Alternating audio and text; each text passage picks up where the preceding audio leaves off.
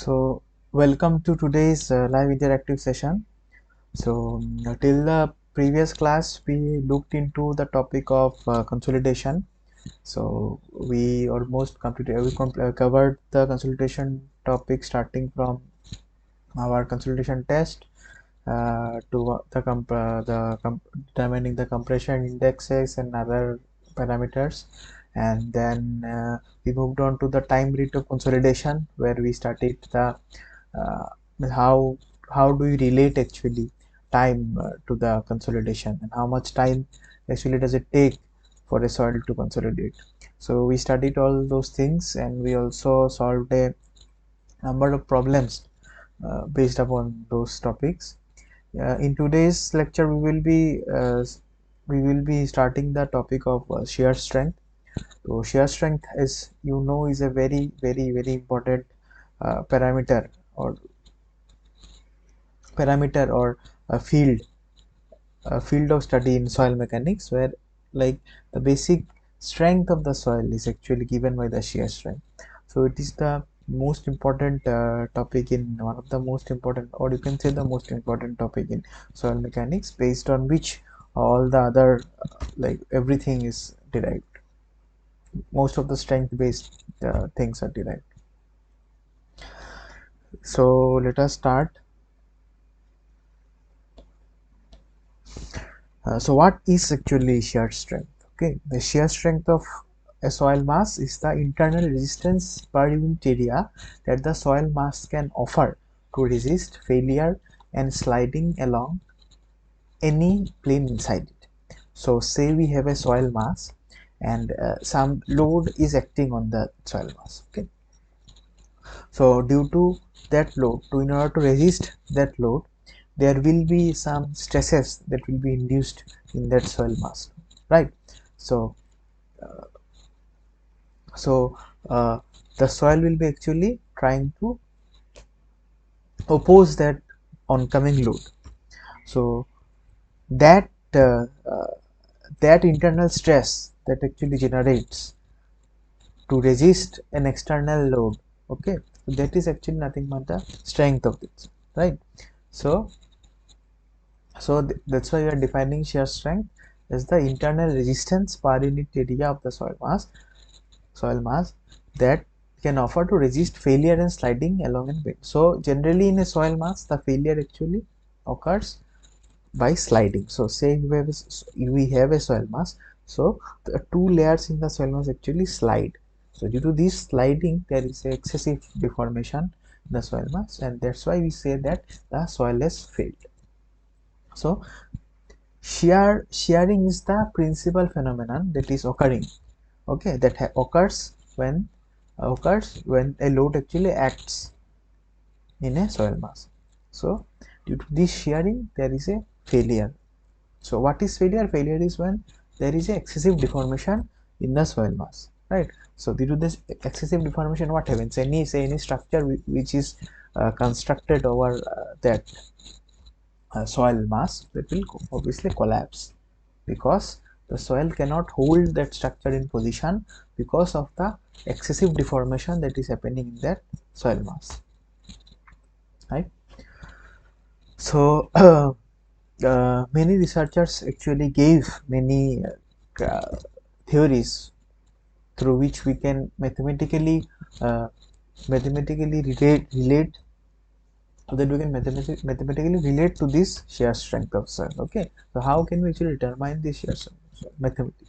So many researchers gave many theories. So one of the most common and one of the primitive, or one of the initial main theories, that it was the Moore-Coulomb failure criteria. Okay, so the Moore-Coulomb failure criteria actually says that a material fails because of a critical combination of both normal and shear stresses. Okay, and not from either maximum normal or shear stress alone. Say we have a soil mass. Okay, so this is a plane.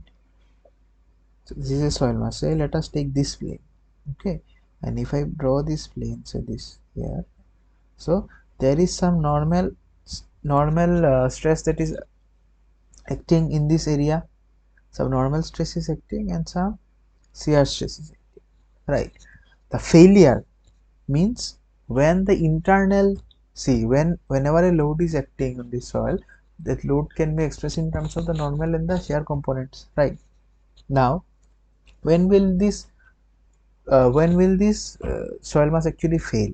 The soil mass will actually fail when the due to some critical combination of this normal and the shear forces that are acting on that particular layer. Okay, okay, not only just because of the normal strength, normal force, not just due to the shear stress it is acting. Okay, so there will be a critical combination of the normal stress and the shear stress, due to which the material will fail. So what is material failure? Material failure is nothing but when the uh, when the combination, when the combination of my normal and shear stresses actually exceed the material strength. At that time we will say that the material will fail, right? Because when the soil cannot take it anymore, it will just deform excessively, and that point we call actually failure, right? So initially the failure shear stress, the shear stresses failure is actually given as a function of, the normal stress that is acting, right? So say here, say we have here, we plot the shear strength and here we put the normal strength. So we'll get a line like this. So this is actually a curved failure envelope. Okay, so this is a curve, this is actually not a straight line. So at all these combinations, okay, so all these combinations, and there will be many combinations. Okay, so all these combinations of shear strength, shear stress and normal stress, there will be failure of the soil. Okay, so this line is actually giving us the failure criteria. Okay, failure criteria. So if the shear strength, if the combination, say this point, okay, so this point, there is no shear strength, there is no, so this uh, at this point the soil won't fail. At this combination of the shear strength and normal stress, shear stress and normal stress, the soil will actually not fail. But if we keep on increasing both the shear stress and the normal stress, and we reach a point, say, which lies over this curve, over this failure curve, failure line, this failure criteria curve, so at that point our soil will fail, right?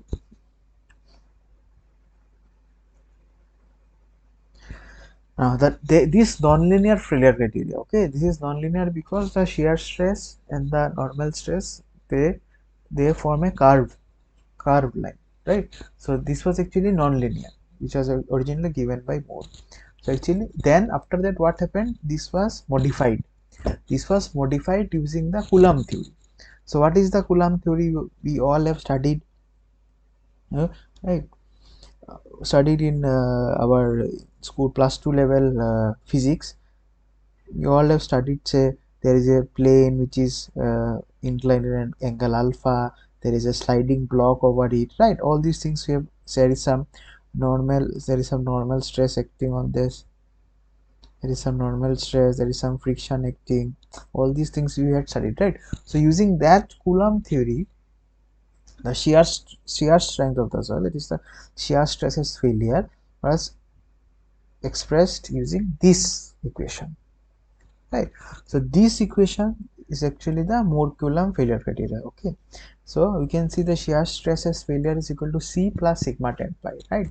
So this sigma tan phi part, where this phi is my angle of repose in terms of my physics that we studied in class 12, that was known as the angle of repose, right? This phi, the maximum angle up to which the block is actually stable. If the angle is more than that, the block will slide down this path, right?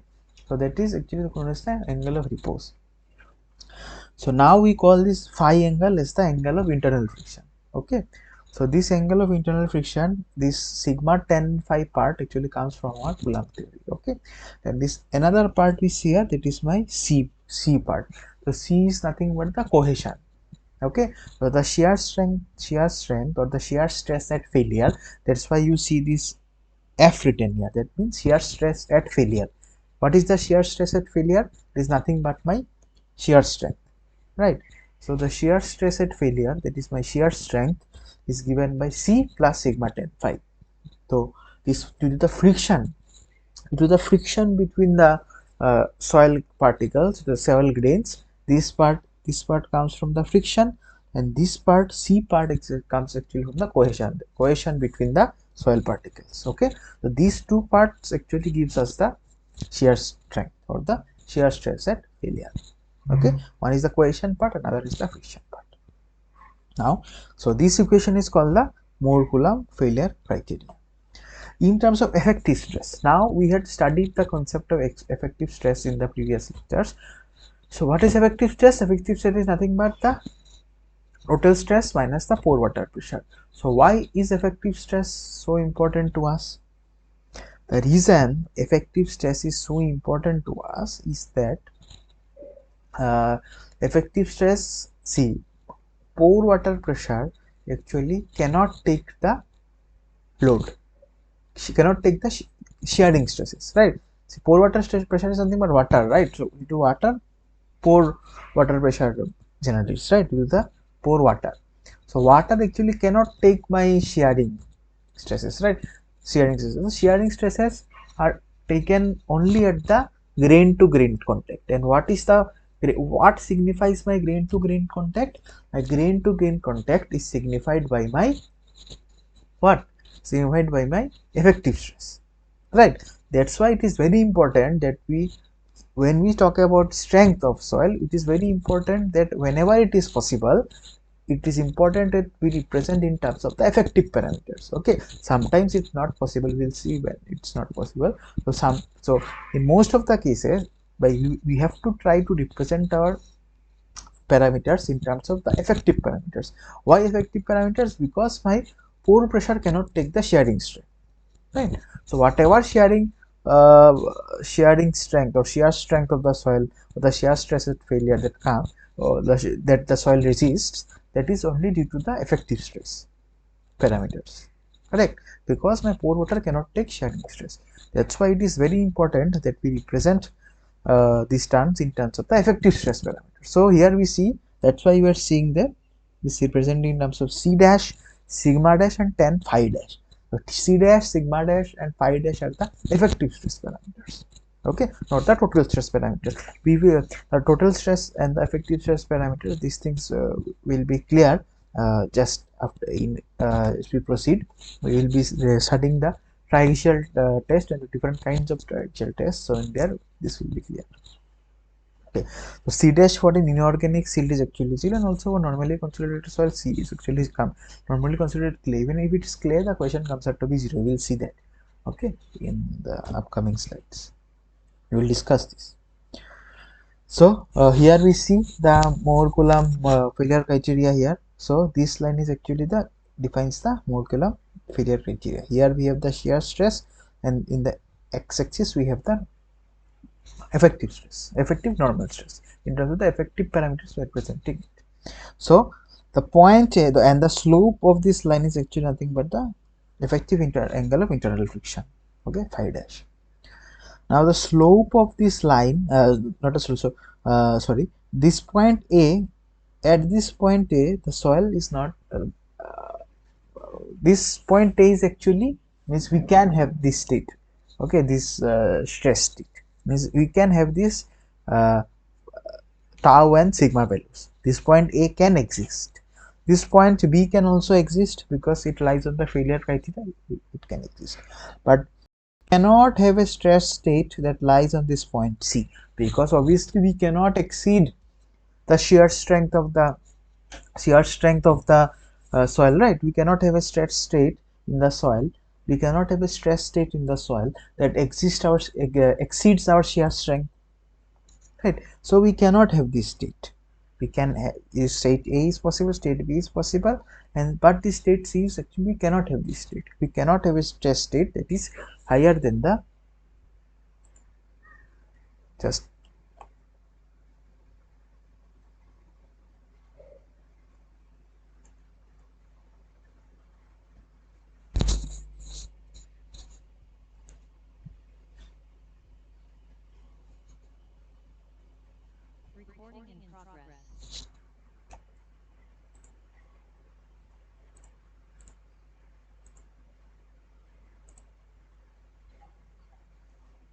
uh, yeah, I'm sorry, this got disconnected.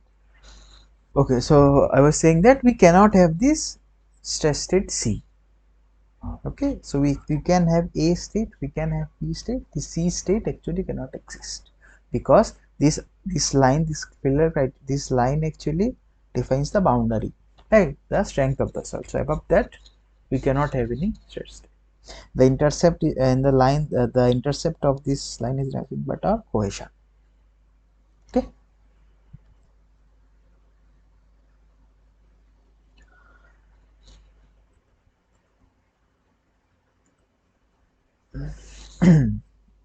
Now let us see this. So this is nothing but the Moore circle. Okay, we have studied this Moore circle concept in our during our bachelor's. So we must be aware of this. It is generally taught in the solid mechanics course or the strength of material course. So we use this Moore circle to actually represent the stress state, right? We use Moore circle to represent the stress state. Now using this Moore circle, why we are talking about the Moore circle now is that we are using this, we use this Moore circle to actually determine the relation between the different parameters or different stress parameters. That is my sigma 1, that is my major principal stress, my sigma 3, that is my minor principal stress, this failure angle, this any angle, any plane which is inclined at theta angle, right? That angle theta, any plane in the soil mass is inclined at angle theta, so that is that angle theta. And my this phi, other parameters such as phi, right? Now say, so why it is known as principal, why sigma 1 and sigma 3 are the principal stresses? Because in this plane, in plane AB, and if you see the plane BC, they are in these planes, my there is no acting of my shear stress do not, there are no shear stresses in these planes, right? Only normal stresses are acting, so these are known as principal planes, right? Sigma 1 we call, sigma 1 is generally is the major principal plane and sigma 3 is the minor principal plane, right? Major because it is greater, so sigma 1 is greater than sigma 3, that's why sigma 1 is called the major, and dash because these are the represented in terms of the effective stresses, right? Effective, not the total, that's why we are putting a dash there. Now say this plane EF, now this plane EF inclined angle theta with the horizontal, this plane EF, this plane is actually say my failure plane, right?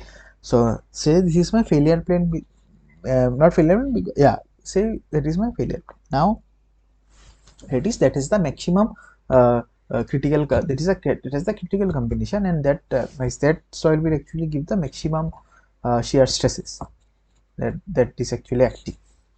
Okay, now if you see this Moore circle, so see this B point, this B point actually represents my major principal plane, this represents my minor principal plane. Okay, right, this represents a minor principal plane.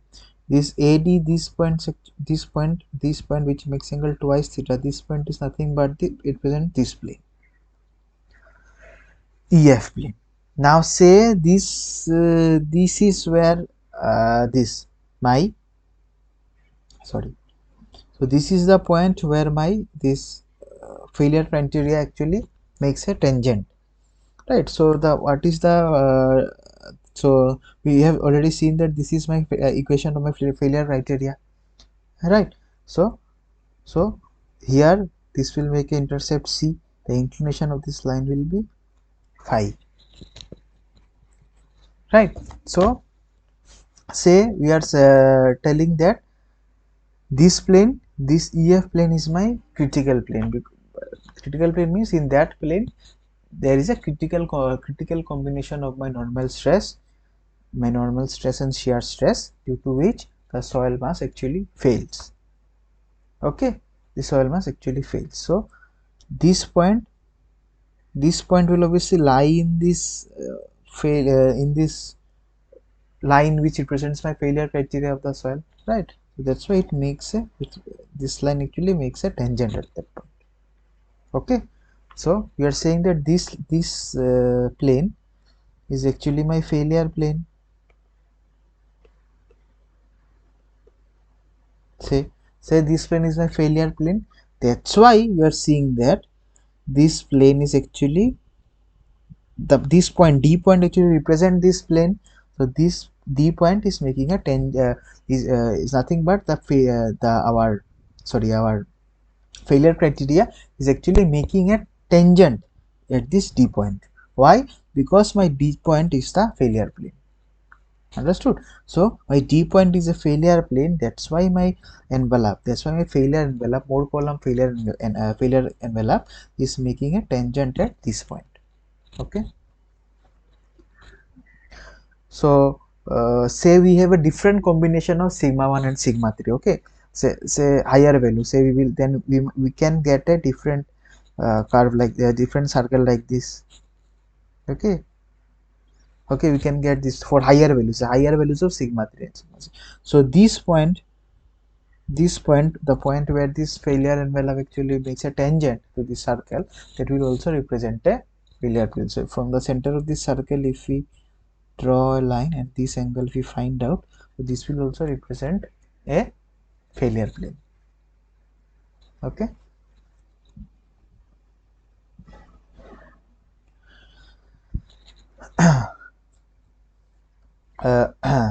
So we already saw this thing. So AB is my major principal plane, CD. Okay, so CD or this capital AB is nothing but here represented in terms of small AB, and this EF, this AD, where is AD? This AD, sorry, is not here. So AD, this small AD is nothing but my failure plane EF. Okay. So this angle, this twice theta, we actually can write as 90 plus phi. From this figure, if we use geometry, we can write twice theta is equal to 90 plus phi. Okay, so we know the slope of this line as phi, right? From there, if you use geometry, we can write this twice theta is equal to 90 plus phi, or theta is equal to 45 plus 5 by 2. So my failure plane is all inclined at 45. This is very important. Okay, what is the, if someone asks you what is the inclination of the failure plane, the failure plane is actually inclined at an angle of 45 plus 5 by 2 with the horizontal. Okay, so this will always give my failure plane. That's inclination of failure plane. Then after that, if we take again, if we use trigonometry and from the geometry, if you want to write the relation between the principal stresses from the mode circle, we can write this equation. This is the equation sigma 1 dash, there is the effective major principal stress, is equal to sigma 3 dash, the minor principal effective stress, into 1 plus sin phi dash by 1 minus sin phi dash plus twice c dash into cos phi dash by 1 minus phi dash. Okay, we can see this. So phi 1 dash is nothing but sigma, you can by using trigonometry, we can write 1 plus sin phi by 1 minus sin phi as tan square 45 plus phi by 2, and cos phi by 1 minus sin phi, you can write it as tan 45 plus phi by 2. Okay, so this is a very important equation which relates my principal stresses to the shear strength parameters C and phi. So this relates my principal stresses to my shear strength parameters C and phi, right? So this equation defines the relation between the principal stresses and the shear strength parameters of the soil, that is C and phi. Okay.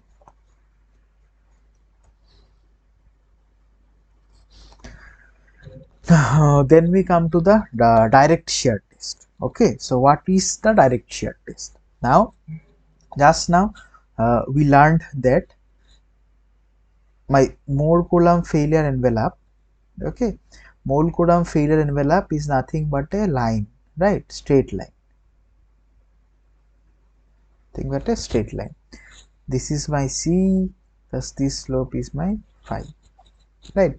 So how to get this, get this mole column envelope for a, for any soil, okay? So if we can get this mole column envelope, what we can do is that we can plot this line, then we can take the slope of this line, that will give my phi value, and if I take the intercept of this line, that will give my C value. So from the direct shear test we can determine our shear strength parameters. Shear strength parameters nothing but our C and phi values, okay.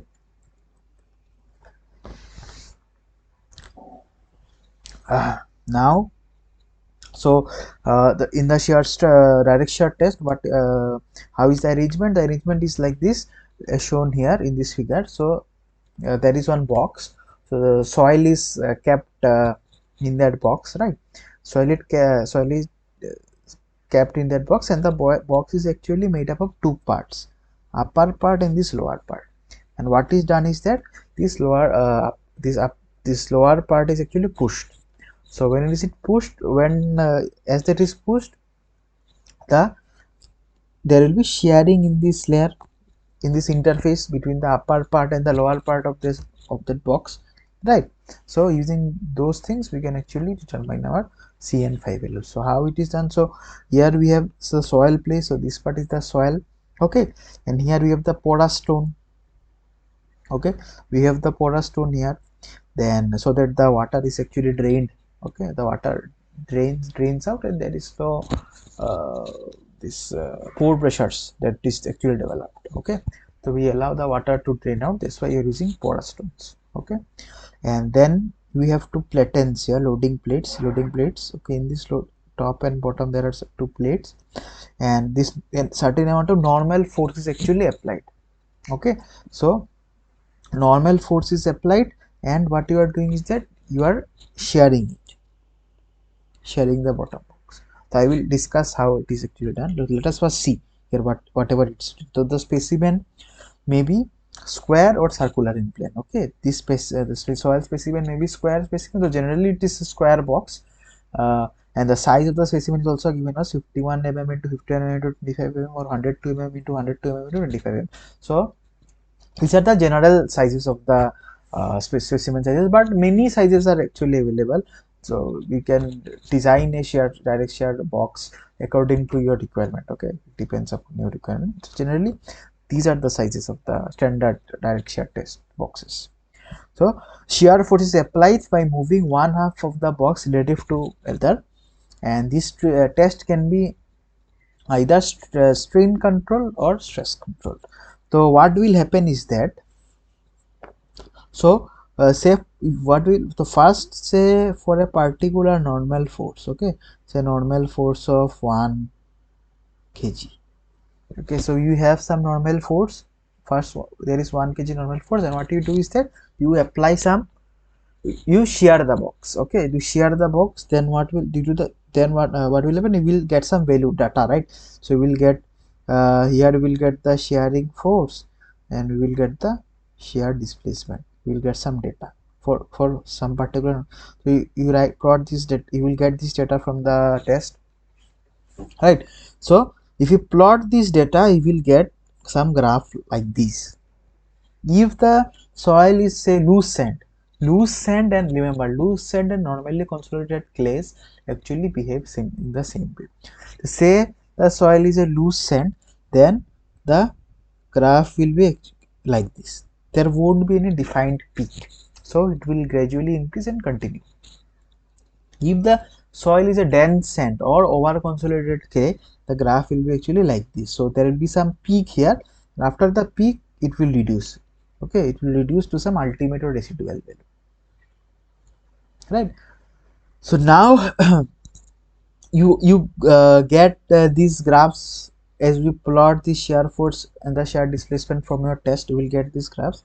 Now what to do, say you want to find out the peak shear strength parameters, okay. Now I want to find out the peak shear strength parameter. So what I will do is that from the graph I will get the peak shear force, right? So I got the shear force. So I got by shear force this one value CF1 corresponding to my normal force of 1 kg. I can convert this to stress divided by area, it will get the stress. So like this I will get corresponding to some normal stress. Then again for another normal force I have increased to 2 kg, I will again get this thing, and again I will get one more value of shear stress like this, the normal force of 2 kg.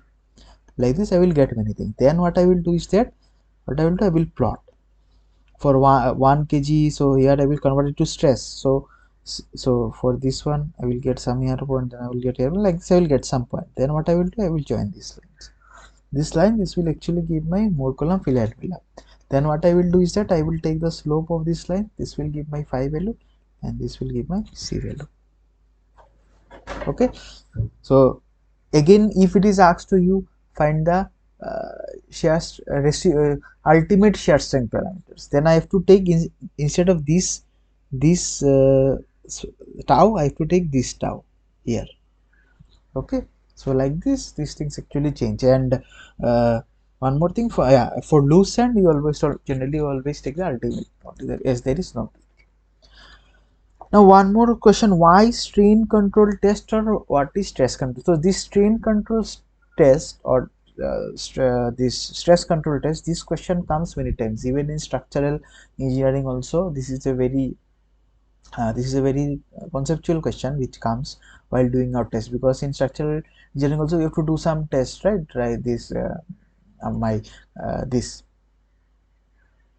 concrete strength of the concrete test, right? So in those things also what we do is that we generally go for strain control test. Okay, so why strain control test? What is the difference between strain control test and stress control test? Is that, see here we have these two, this shear box. So this lower shear box is actually pushed. Now if it's pushed at a particular at a same strain rate, okay, the rate of pushing is actually kept same. So the rate of strain is, we are playing with the rate of strain with which we are pushing this box. That is actually my strain control test. And what is the stress control test? Stress control test is we are applying some, we are pushing this box with a certain amount of shear force. Okay, that is my stress control test. And generally strain control test is always preferred, because why?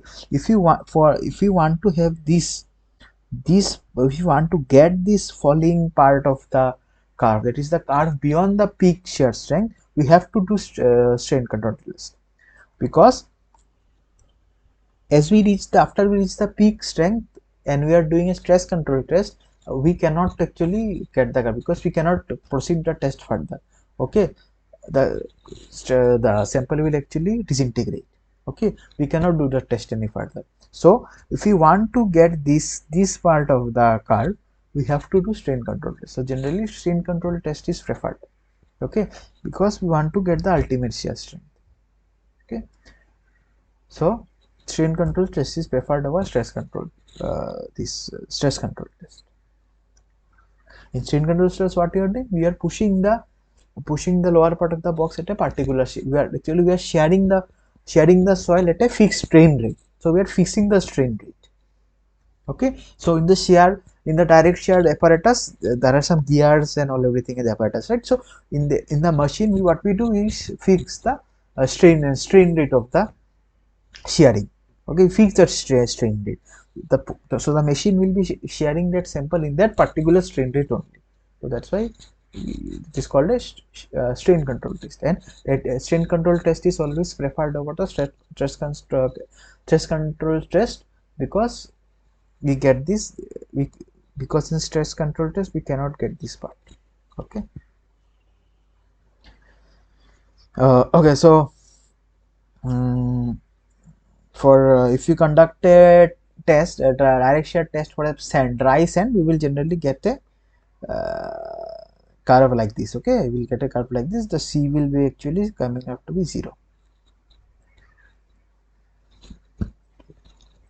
One more thing is Cn phi values are actually very relative parameters. Okay, generally by cohesionless soil we mean it is sand, and by cohesive soil we mean it is clay. But a clay can also have C equal to 0. We will be seeing this in our CU test. For normally consolidated clay, from CU test is actually my cohesion comes out to be 0 for normally consolidated clay. So it actually depends upon the test, the C and phi values. These are actually relative parameters. These are not material properties. Okay, these are relative parameters that depend upon the type of test that you are doing. Right? The sand can also have phi equal to 0. It might happen. This depends upon the test. If the say the uh, sand is like saturated, and you are you are able to maintain part total undrained condition. Undrained condition means you are not allowing drainage. Then if you do the tests, your phi will be 0, right? So these are C and phi are, although we call sand, we called sand as cohesionless soil, uh, and clay as cohesive soil. This C and cohesion and this friction values are friction. This thing cohesion and this friction is actually relative things. It depends upon the test, whatever we are doing. So for this, I recommend you to read this shear strength chapter in Ranjan and Rao, Gopal Ranjan and Rao book very nicely. This chapter is like very nicely written in that book. So I suggest that you read the chapter once to clear your concepts. Now there are some limitations of the direct shear test. So what are the limitations? The first main limitation is that the shearing plane may not be the weakest plane, obviously. So what we are doing the test, we are fixing a plane. Okay, we are fixing a plane and we are sharing the already predetermined, along that predetermined plane we are sharing the soil sample, right? So that plane might not be the weakest plane of the sample, right? So that is one major limitation of the direct shear test.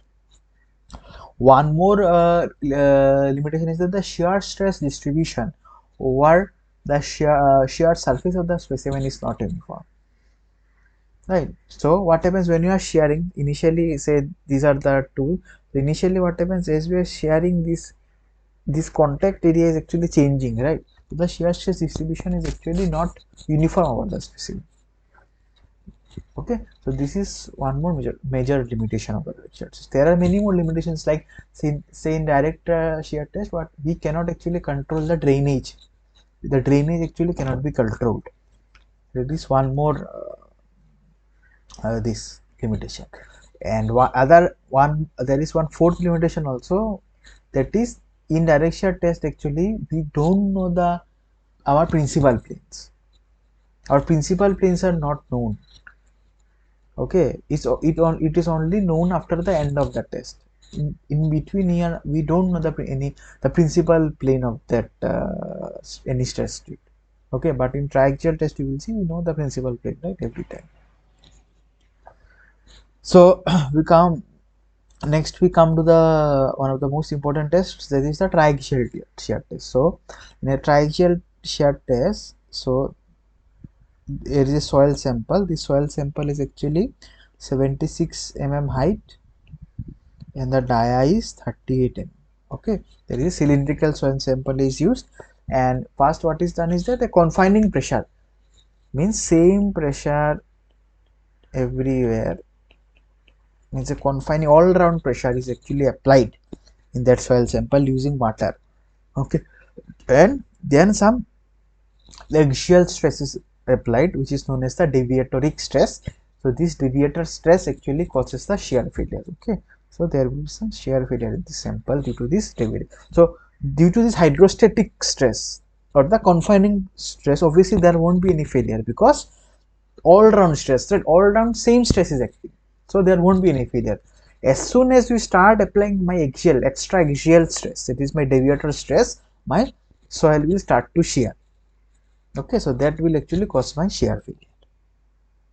So this is the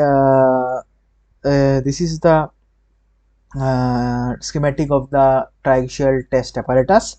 So this is my soil sample, right, and there are some porous stones at the top and bottom, and the soil sample is actually put inside a rubber membrane. Okay, it's a rubber membrane. This soil sample is put, and we have the top caps, but the top and bottom some caps are there.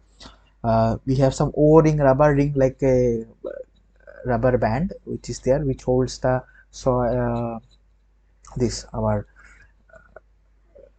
this membrane and the soil together. Okay, and water is there. This water actually helps in applying the confining pressure. Okay, and the deviatoric stress is actually applied through this loading ram. Okay, okay, so there are some valves. So this valve actually controls my cell pressure, overall cell pressure. Okay, and there are some other valves that are that measure my pore pressure, and other valve actually measures my, we can control the drainage condition, we can allow drainage or we can stop drainage, we can do all those things. Okay, so there are some there are some variations of the triaxial test. One is the UU test, other is the CU test, and then is the CD test. Okay, these are the types of triaxial different types of triaxial tests that actually are possible. Okay, so in the let us see one by one. Okay, so in the UU test, what is done is that the soil is actually not allowed to, there are two stages of a triaxial test generally. First stage is the consolidation stage, and second is my shearing stage. Okay, so in the consolidation state, generally what is done is that my cell pressure is applied. So due to the cell pressure, all around same pressure is applied. So due to that pressure, the soil is actually allowed to consolidate. And after consolidation, we have the shearing state. In the shearing state, this axial deviator stress is applied. In the UU test, there is no consolidation allowed. Okay, so the cell pressure is applied, and immediately the shearing is also started. So unconsolidated, undrained. Unconsolidation, it means there is no consolidation of the soil allowed. There is no consolidation. So in the consolidation trend, my drainage valve is closed, and in my shearing stage also my drainage valve is closed. So what we do is that we put the sample, we apply our on the cell pressure, and immediately we apply our deviator stress or the axial stress. Okay, and in and the drainage valve is actually closed.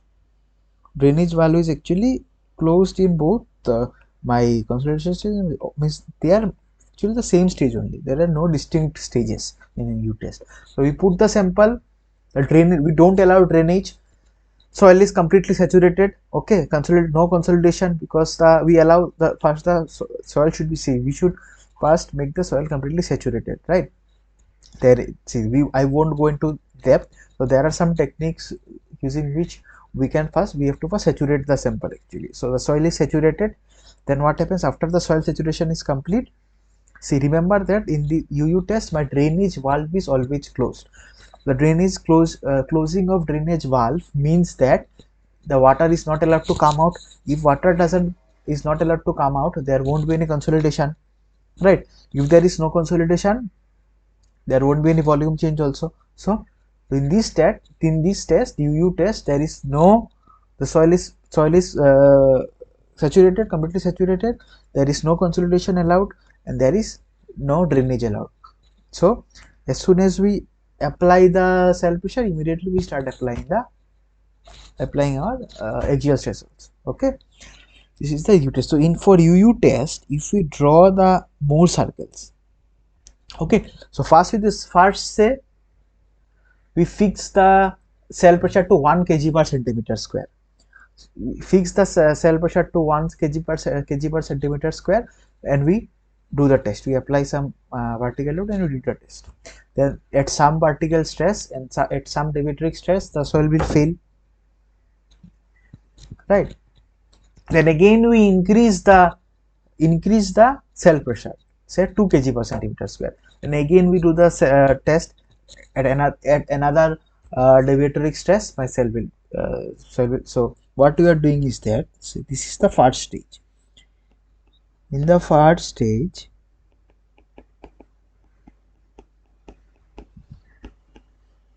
This is sigma 3 acting everywhere. Okay, this is my cell pressure. This is my first stage. And in the second stage, what happens? See, sigma 3 is already acting. In the second stage, this deviatory stress is also added. Okay, this deviatory stress is also added. So what happens? So we have, say, for particular, say we will be doing various, we will be increasing the cell pressure and we will be doing the test. So say first, in my first, sigma 3 was this much and sigma d at failure was say 1, it was 2, 1, it was say 2, then it was 2, it was say again 2. So I will tell you why it will be again 2. So what is my sigma 1? Sigma 1 is nothing but principal stress will be nothing but sigma d plus sigma 3. So 3, 4, 5. The test results will actually be looking like this. So when I draw the diagram, draw my mode circles. Okay, when I draw my mode circles, so first circle I will get this much, 1, 3. Okay, second circle I will get like this, 2, 4. Third circle I will get like this. So here like this, 3 and 5. It's like this I will be getting. So the diameter remains same in UU test. Why the diameter remains same? Because what happens, see, as the soil is completely saturated and we are not allowing any drainage, so what happens is that the extra, say see the cell pressure extra, say we are increasing the cell pressure. First it was 1, then it was 2, like this we are increasing the cell pressure, right? So this the increase in the cell pressure is actually nothing but taken by the pore water. Okay, and the soil actually fails at the same deviatory stress.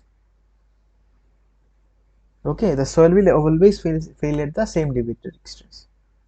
Okay, so if we draw the diagram and if we draw the tangent to all these circles, you will actually get a straight line. Okay, so this is a straight line. So here you can see that you will get some C value, but my phi is equal to 0. Okay,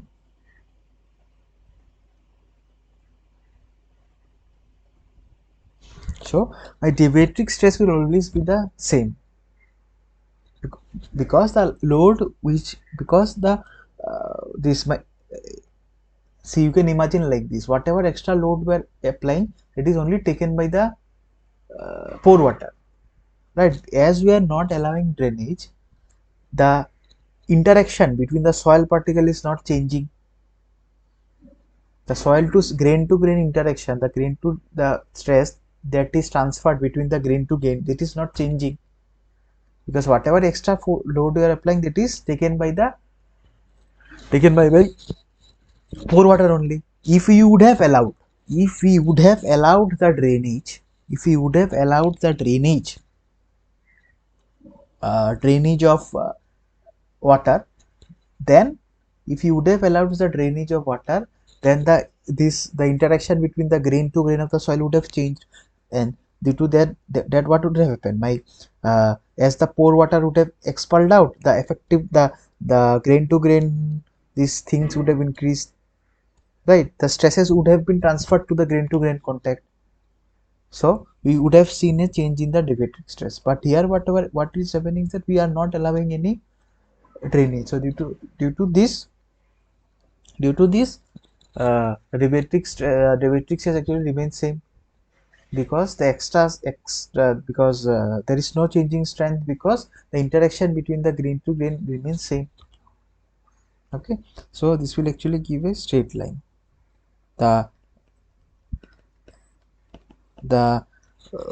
diameter of all these circles will be same. Okay,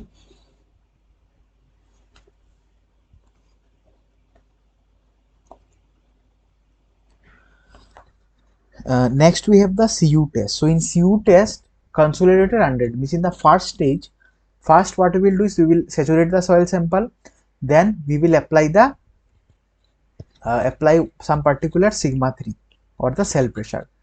In that cell pressure, what we will be doing is that we will be allowing the soil to consolidate. Okay, so what we will be doing is that we will allowing the soil to consolidate. Consolidate means in the first stage, my drainage wall will be open. So after my consolidation is complete, after the consolidation is complete, what we will do, we will close the drainage wall.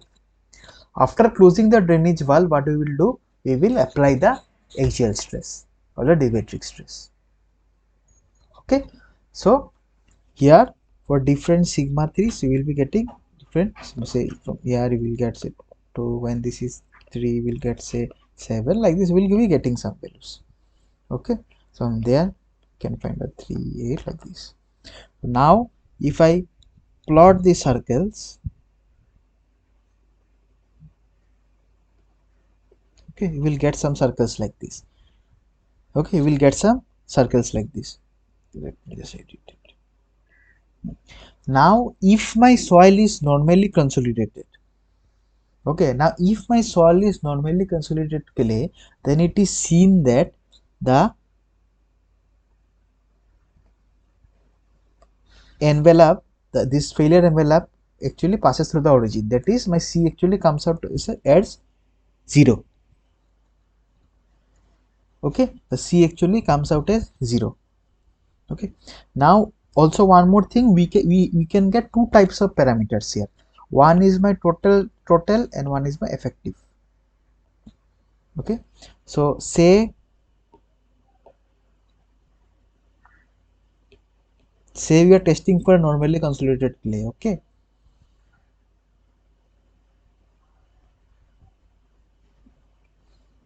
see, so these are the circles we got. Now these sigma 3, sigma 1, sigma, these are the total parameters. Okay, so the phi that we will be getting here, this is the total from the total parameter. Now what we do is that, now say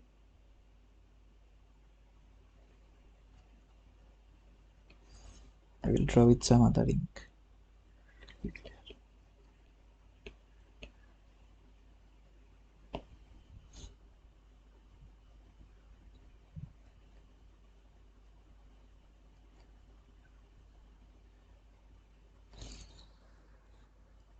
Now say what you are doing is that you are deducting this pore water pressure from this.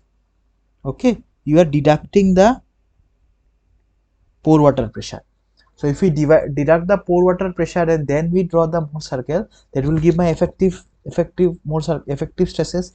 So using the effective stresses, if we draw this, we will get some, we will get another this different friction angle, that is my effective, will be my effective parameter. Okay, and this the value of the pore water pressure, this can actually be measured.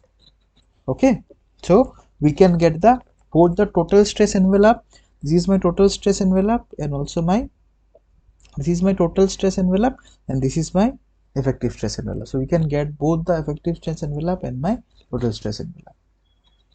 Okay, now there may be a case, see, if you go more into depth, say there can be two cases here. See, normally consolidated clay or loose sands, these actually the volume actually tends to reduce. If volume change is allowed, the volume tends to reduce during shearing. If volume change is not allowed, for NC and loose sand, if volume change is not allowed, then the pore water pressure is actually positive. Then this will come backwards, the circles will shift backwards. For dense sand and over consolidated clays, if volume change is allowed, then there is a dilation, there is an increase in volume. If volume change is not allowed, then a negative pore water pressure develops.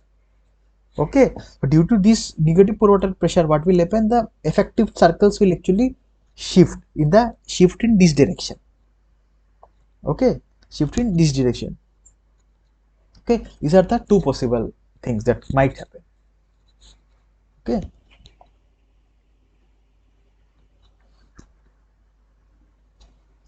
so for remember from here you should remember that for normally consolidated clays my C is 0 always. Both my effective and my total C is always 0. C is 0, also C dash is 0 for normally consolidated clays. Okay.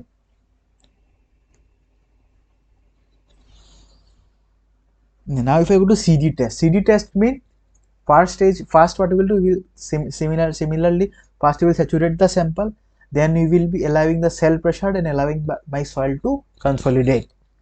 Okay, we are allowing the soil to consolidate. After consolidation is over, what we will do, we will put the axial stress. While you are shearing, while you are applying the diviteric stress, we will allow the drainage. Now my drainage valve will be open in stage 2. Okay, so due to this drainage will occur. So as the drainage is occurring while shearing, there won't be any pore water pressures that will develop because water is exiting. You are allowing drainage, so there won't be any pore water pressure. So pore water pressure is always 0.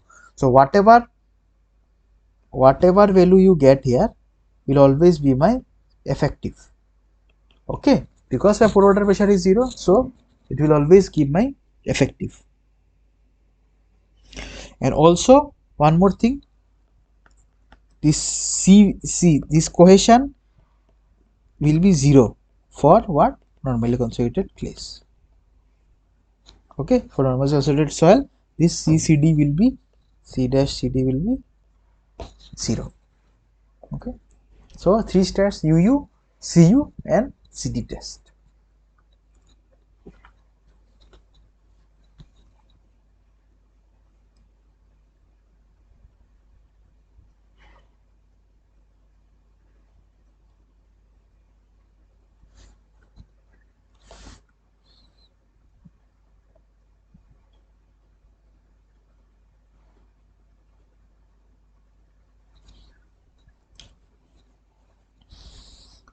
Now one more thing I wanted to discuss.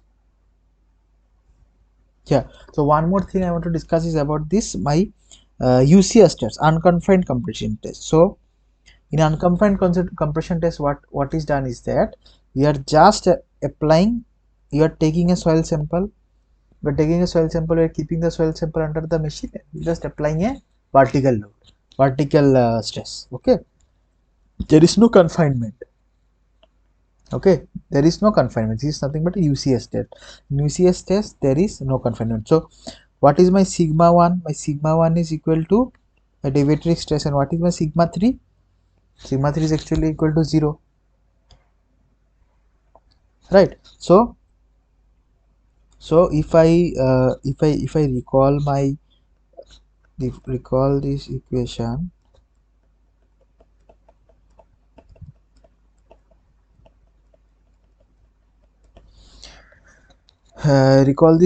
so this sigma 3 is 0, so this part won't be there. So sigma 1 is equal to 2ic tan 45 plus 5 by 2. So in UCS test what we do is that we generally see for UCS test you um, cannot do for sand, obviously, because obviously you cannot make a sand sample like this and which can stand by its own, right?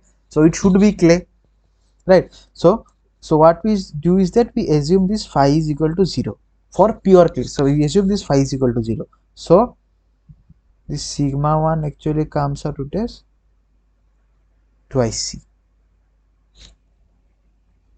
Okay, so this sigma 1 is nothing but my this QU. It is my use this what the unconfined compressive stress. Okay, this QU is nothing but my unconfined compressive stress. Unconfined compressive strength equal to sigma 1 is nothing but equal to twice c. So you can say c is equal to QU by 2. Okay, so my cohesion of that soil will be nothing but the unconfined compression strength divided by 2. Okay, QU.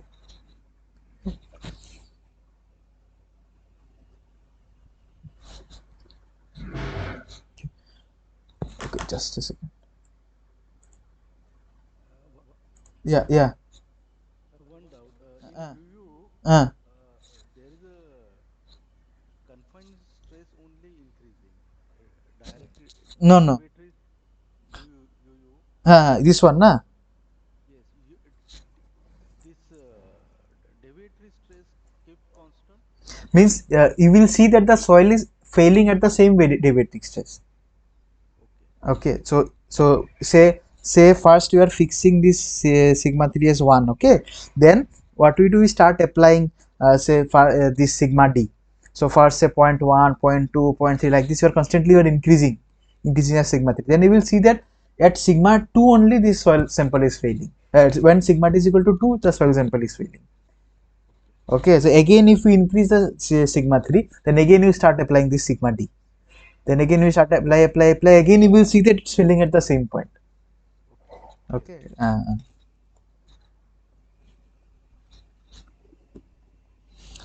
So but also so this is a very like what to say, standard thing. Standard means like theoretical thing, means the soil should be 100% saturated, only then this will happen. Okay, if the soil is not 100% saturated, this won't happen. We won't get exactly same. If the soil is 100% saturated, only then this thing will happen. Okay, just a second.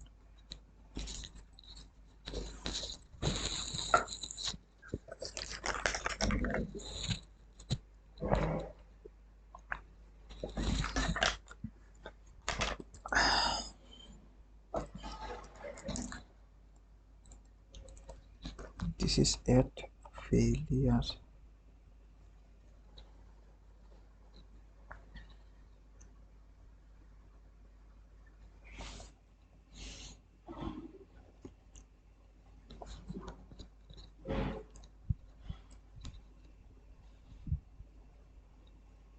Okay, so let us start solving the problems. So the first problem is compute the shearing strength of a soil along a horizontal plane at a depth of 5 meter in a deposit of sand having the polar following property. Okay, so we need to determine the shearing strength. Angle of internal friction is given to us, dry unit weight is given to us, G is given to us. Okay, so assume the groundwater table is a depth of 2.4 meters. So first let us draw the diagram.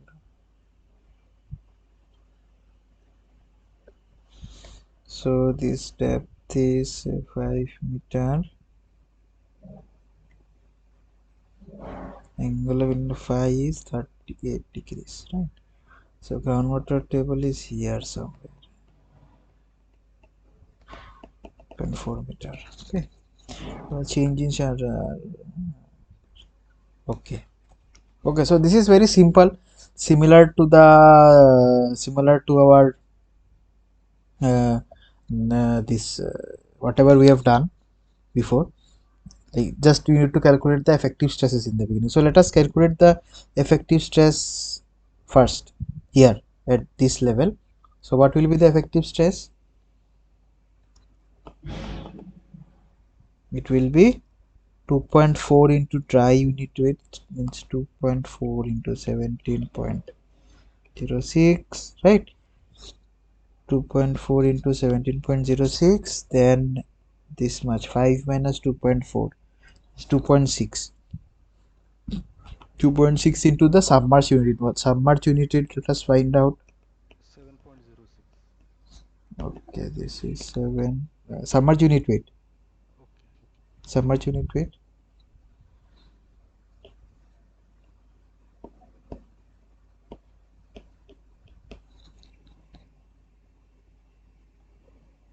E is given. No, is we have to find out.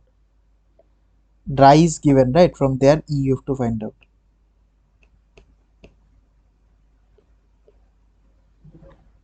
See, this is given. G amount of P by 1 plus C. So E is equal to.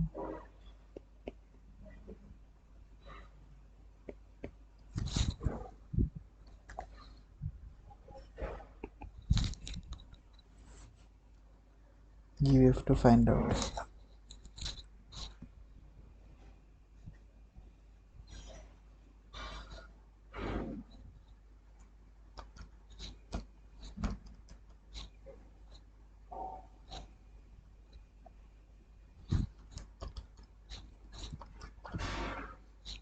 0.546.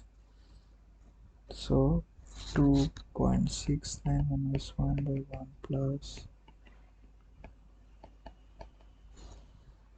9.81 you have taken diameter. yeah, yes. Okay.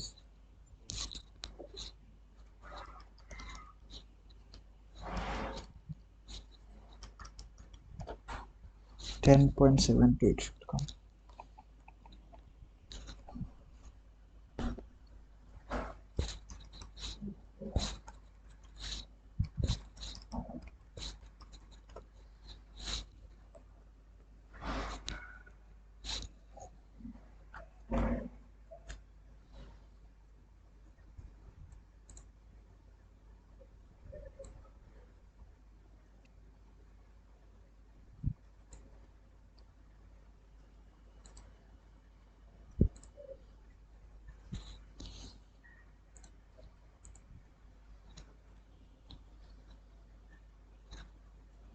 Okay, 68.82 kilonewton per meter square. This is my effective stress.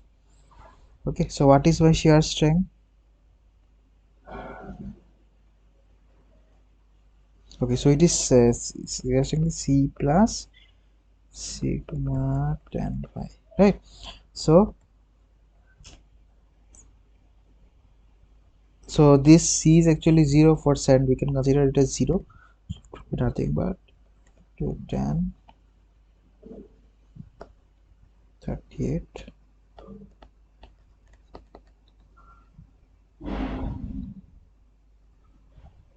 53.76. Okay, now second case is when water is at the ground level. So when water is at the ground level, it will be nothing but 5 into 10.723,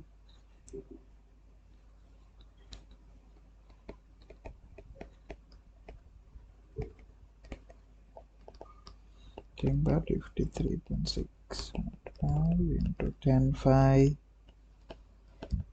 that.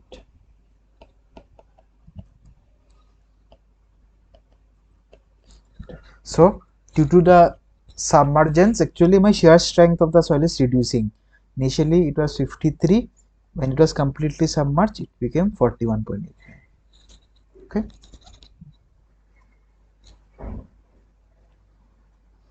Okay.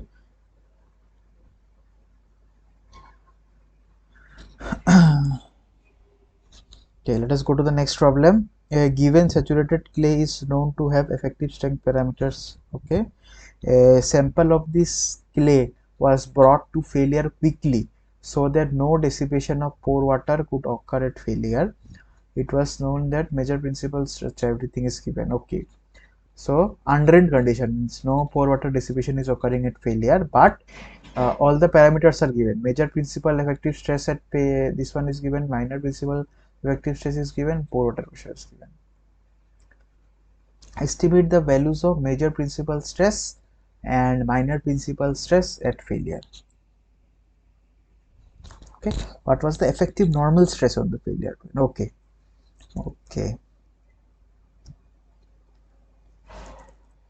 So first estimate the values of major principal stress and minor principal stress. This is actually very easy. So tell me how can we do that? See, sigma 1 bar is given. Effective values are given. Sigma 3 bar is given. And water pressure at failure is given.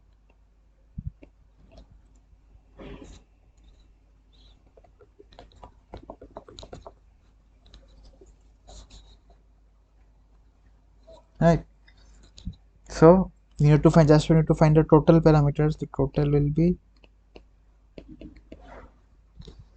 UF. So 60 plus 20, 80, 30.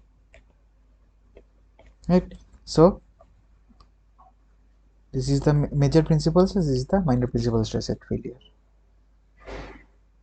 Right. Next, what was the effective normal stress on the failure plate? Okay, so normal stress we have to find. For that, actually we need to one relation uh, that is actually coming from the Moore circle, that is effective normal stress is equal to,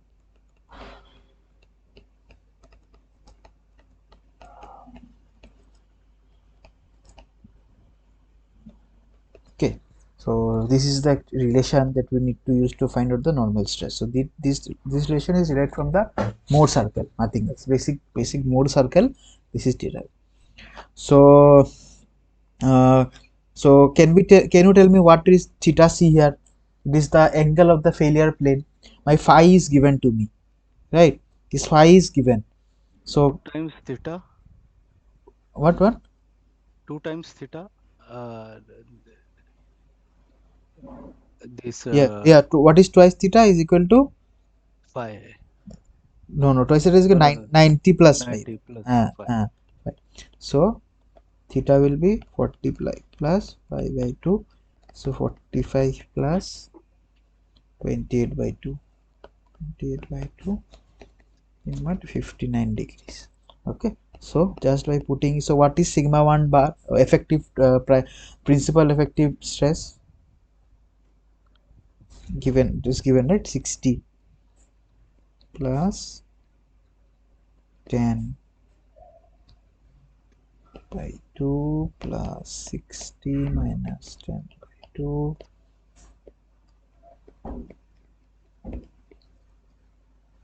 So why are we using all effective parameters here?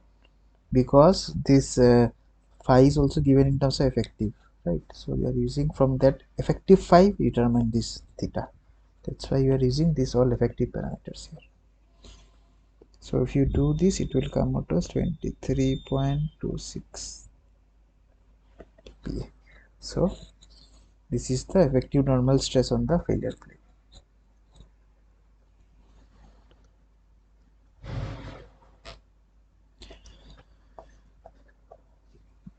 Okay, in the next question, a direct shear test was carried out on a sandy clay that gave these results. Okay, the vertical load is increased and this number of divisions of the Provin ring is actually given. So one division of the Provin ring is equal to 1 micrometer, and one Provin ring constant is given as 2 Newton per micrometer. So one division actually is 20 Newton. One division is actually 20 Newton. Okay. So determine the apparent cohesion and the angle of friction of this soil. So I need to determine the C and phi value. Okay. So apparent cohesion, we are calling this apparent cohesion. Okay. And angle of internal friction with this one.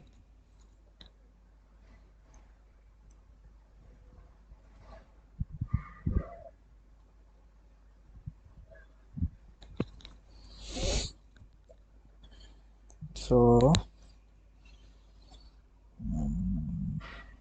what we can do is that what we need to do is that we need to plot our this uh, load, vertical stress, normal stress, and my shear stress. Then what from there we have to draw this curve, and from this line you have to find my phi and c values. Okay, so let us see. So vertical load is there, vertical 36.8, 73.5, 146.9.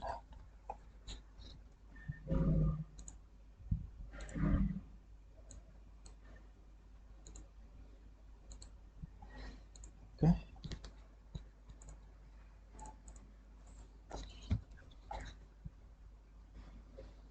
then we have the divisions of Provin ring, divisions of PR 19, 26, 35. So the shear force in Newton will be nothing but this into 20. So 17 into 20, 340 means this into 20, because it's given here. Okay, constant is given. 340, 520, 700. Now what we need to determine? Shear stress. Okay, this divided by area. So what is the area? Is nothing but 16 to 60.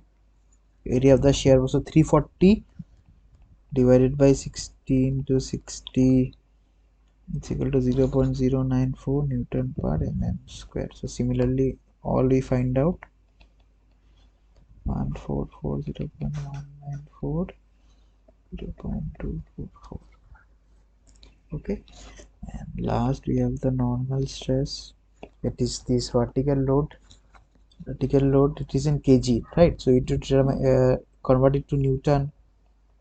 Newton divided by 16 to 60 to 0.1, it will be 0.2. Okay, so we have got these two, shear stress and normal stress.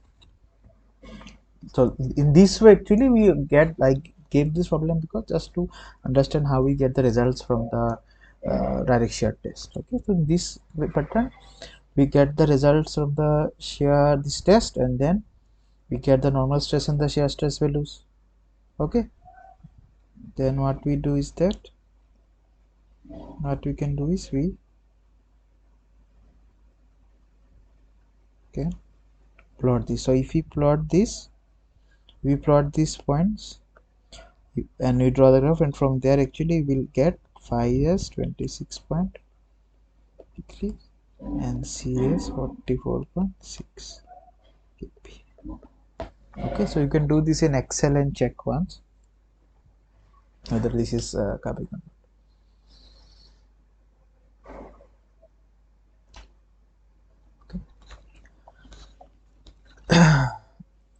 So in this next problem is standard specimen of questionless sand was tested in a triaxial compression test, and the sample failed at a deviator stress of 482. So deviator stress at failure is 482 kPa when the cell pressure was under. So at this point my cell pressure, what is my cell pressure?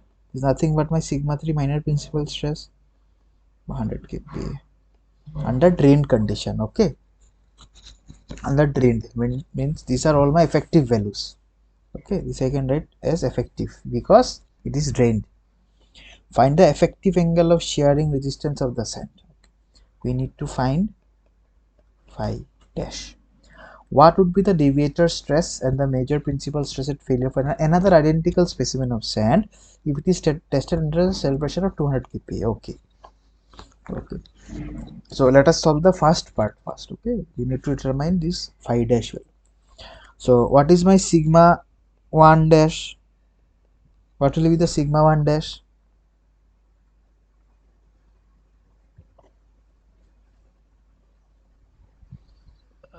That equation, No, just from here. See, sigma 3 is there, sigma d is there. So sigma 1 is nothing but sigma d plus sigma d sigma 3 minus plus, S. right? So 482 plus 100, 582 kPa, right? Now we need to use that equation. So what was the equation? Sigma 1 dash equal to sigma 3 plus.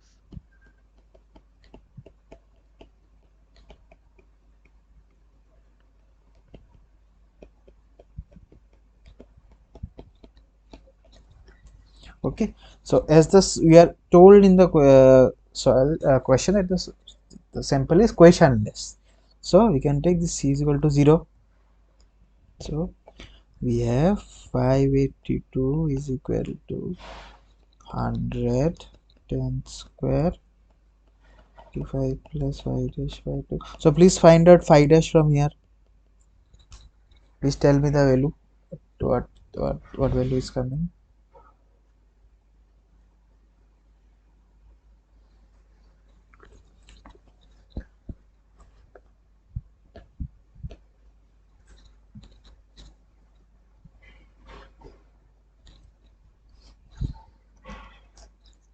44.97. Okay, let me see. Yeah, Approximately yeah, yes, 45. yes, yes, 44.97. Okay, so this is my phi value. Okay, so now in the second part of the question it is asked what would be the deviated stress and the major principal stress at failure for another critical specimen of sand if it is tested under a cell pressure of 200 kPa. Now my sigma 3 dash is given as 200 kPa. I know my phi dash, I just found out 44.97. Okay, I need to find out the deviated stress. So let us use the same equation again.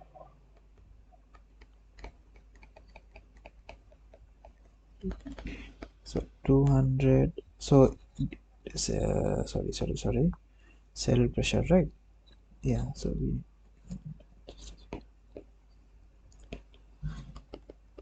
200 10 square 45 plus 9.02. So please calculate this.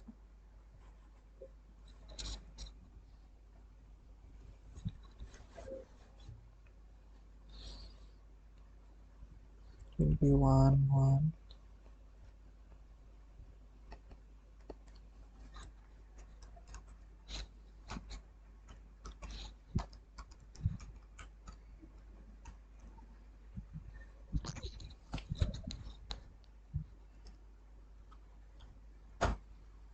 right, 1164. If this one is my sigma 1, what will be my deviated stress at failure?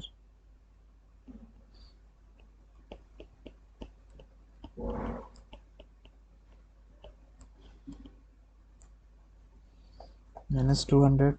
But huh? Okay,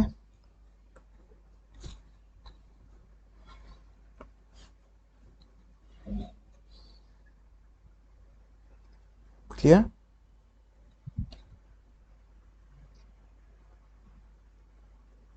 Let us go to the next problem. Two identical soil specimens were tested in a triaxial apparatus. The first specimen failed at a deviated stress of 770 kPa when the cell pressure was 220 kPa. Second specimen failed at a deviated stress of 1370 kPa and the cell pressure of 400 kPa. Determine the C and phi analytically if the same soil is tested in direct shear apparatus. The normal stress of 600 kPa, estimate the shear stress at failure. Okay, okay, so two values of sigma d and cell pressure are given. Okay, so we will be using the same equation again, right? So it remains, so we will get two equations. Solving those two equations, we can get the two unknown variables c and phi, and then using those c and phi, we can get the uh, answer of the second part using the relation star equal to c plus sigma 10 phi. Using that you will get. So first let us find out c and phi. So same you have to use.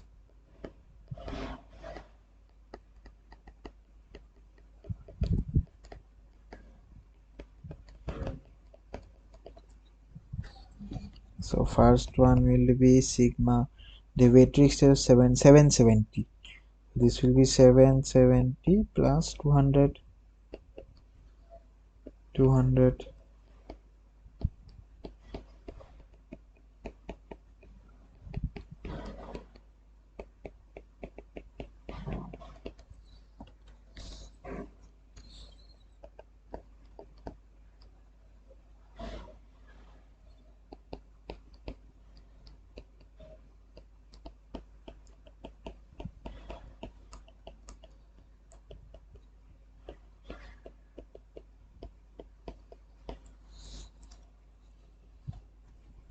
Okay, this is my first for the first sample.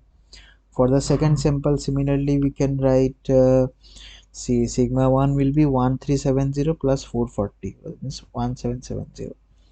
1770 equal to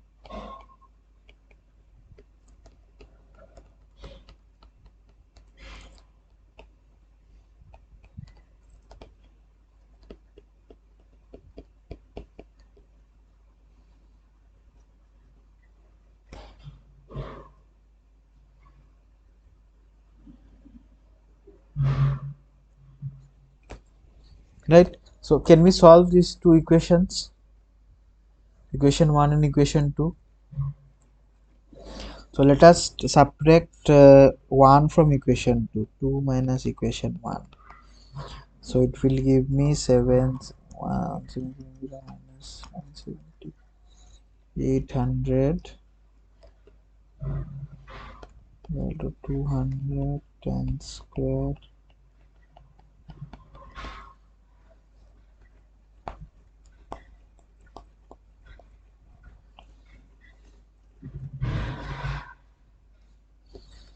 Right, so if we solve this, 4 equal to 10 square. From there, if we find out 5, it will come out as 36.87 degree. Now if we put this phi in any of the equations, we can say you can get C, right? So 1770 equal to 400.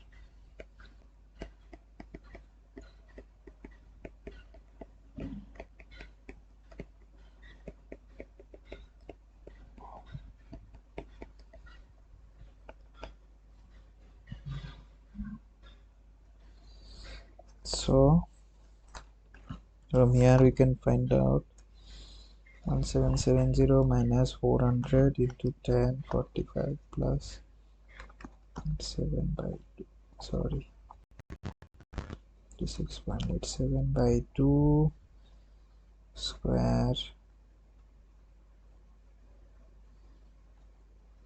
divided by 2 into 25 plus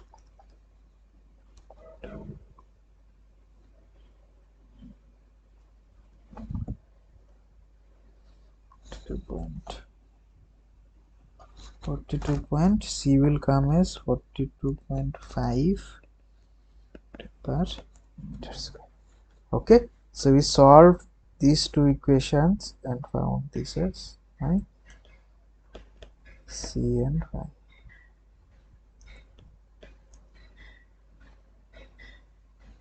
Okay, done.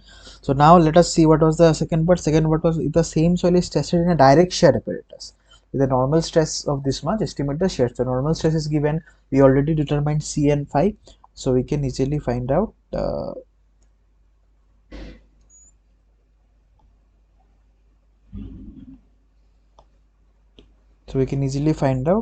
this thing, right? So this is equal to C plus C 0.5. So C is nothing but this 42.5. The sigma is given in the question as 600 to 10, 5 we already determined as 36.87. So we get this as 492.5 per meter square. Okay, so we got this.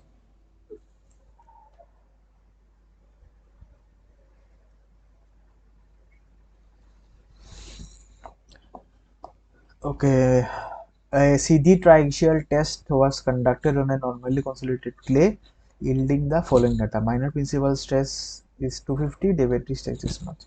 Determine angle of internal friction, angle which the failure plane mixed with the major principal plane, and the normal stress on the plane of maximum shear stress. Okay, so uh,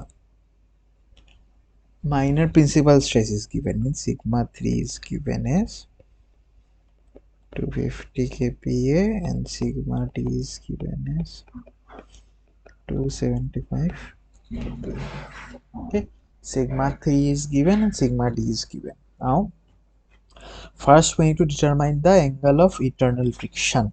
So from sigma 1 we can get this plus this, sigma 3 plus sigma t is nothing but 250 plus 275 to 525 kPa. Now how to find out angle of internal friction? Can you give me some idea? How can we find this out? The angle of internal friction. We have sigma 1, we have sigma 3. We need to find out phi. Uh,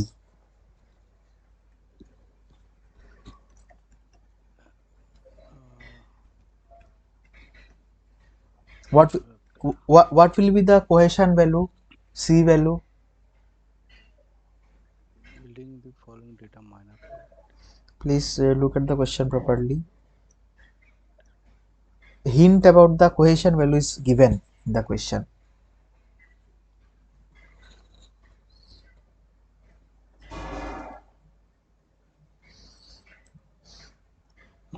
What will be the cohesion value?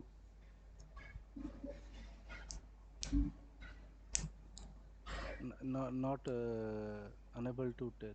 See, for, we already studied that, right? That for normally consolidated clay in CDCU test, my C is coming as 0. So cohesion will be 0.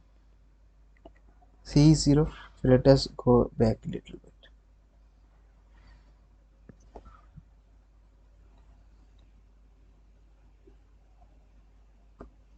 So we studied here, right, that for normally consolidated clay, my C is 0, Right. right? So we are using that. So C is 0. So now you can use our same old relation sigma 1.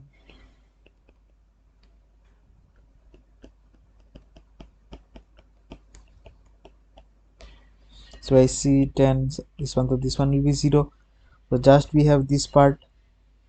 Now if I put sigma 1 and sigma 3, sigma 1 and sigma 3 means 525 till to 250 10 square 45 plus 5 by 2. So from here we will get phi s 20.78 degree.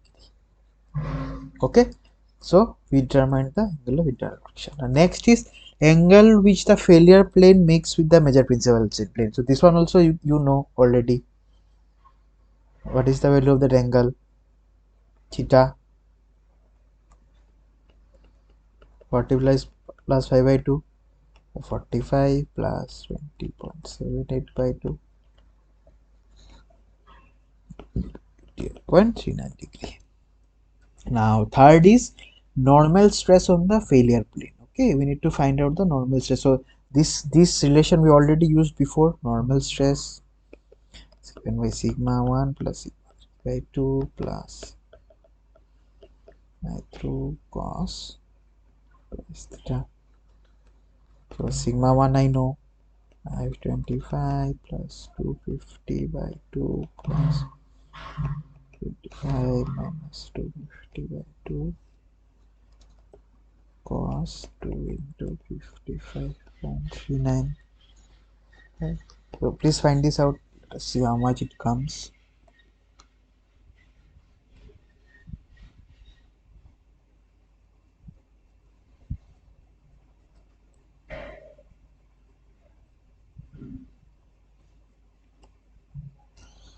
Let us see what normal stress. This is the normal stress at failure plane.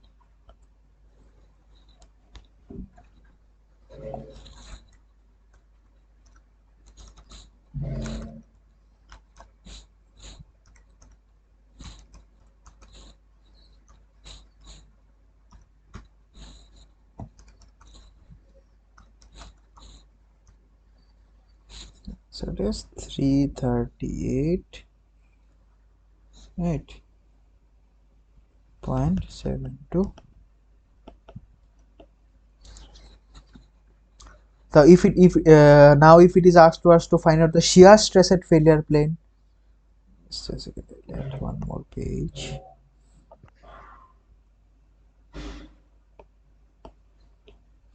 Shear stress at failure plane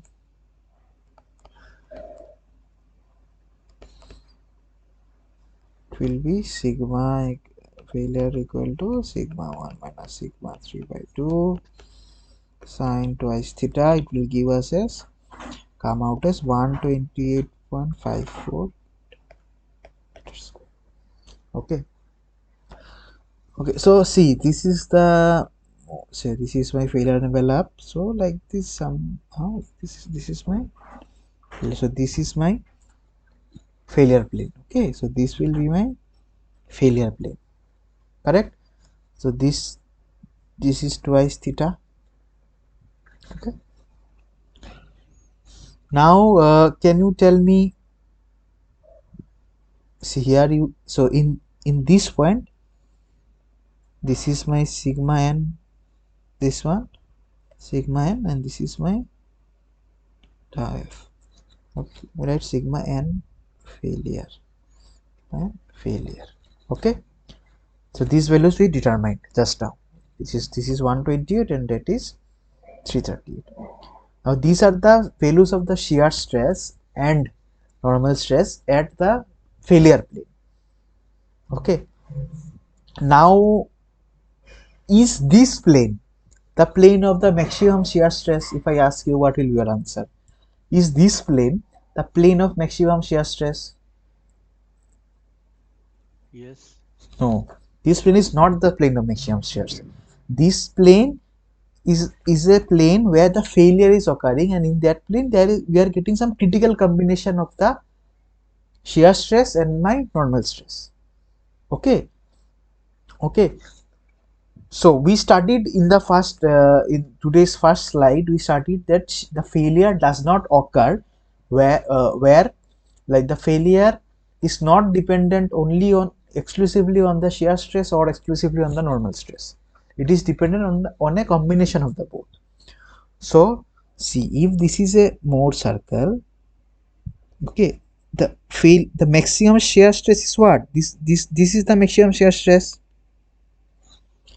at the radius from 0. See, if you from center, if you draw at the at the diametrically over diameter, it will be the maximum,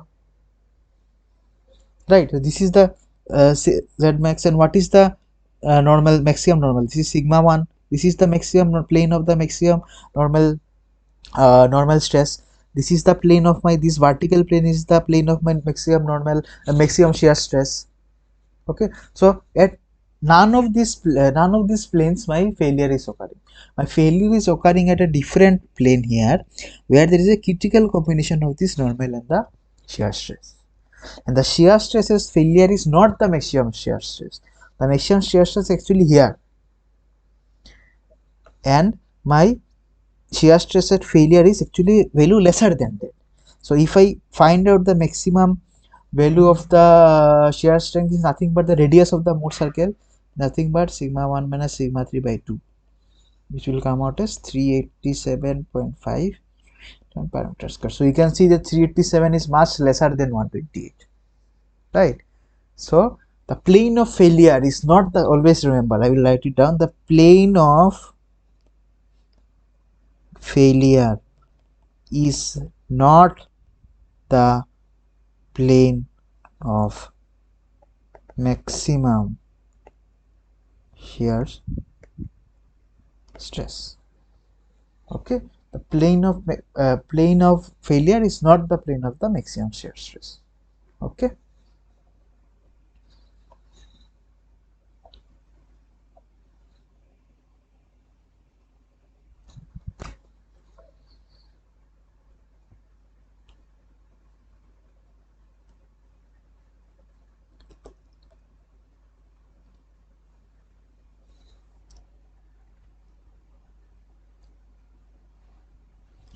okay.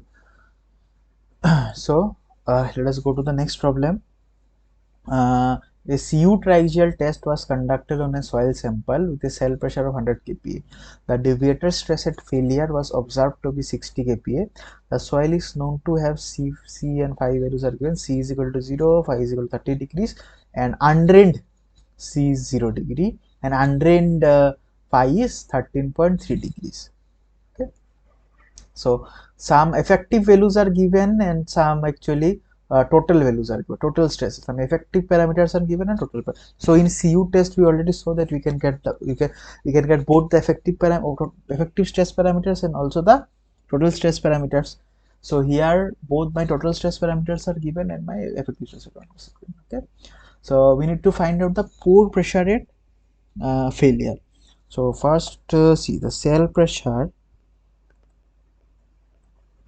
sigma c is given at 100 kPa, right? And the deviatoric stress at failure is given as 60 kPa. So now what will be my sigma 1? 100 plus 60 to 160 kPa. Now effective parameters. What will be my effective sigma 1? Sigma 1 minus u, and effective sigma 3 will be sigma 3 minus u, right? So this u I need to find out, right? So now if we see now, this is a very important relation. This actually comes from the Mohr circle only. Everything, all these things actually comes from the Mohr circle only. So if you write sine, we can write sine phi u total parameters, or sine phi whatever, is equal to the sigma 1 minus sigma 3 by sigma 1 plus sigma 3. Okay, you can write this. And also in, if you want to write it also effective, so effective sine phi dash will be,